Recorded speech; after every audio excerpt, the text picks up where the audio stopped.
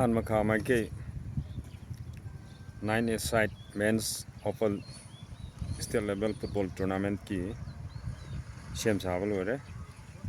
sunu public ground na pangthokadaba football tournament asigi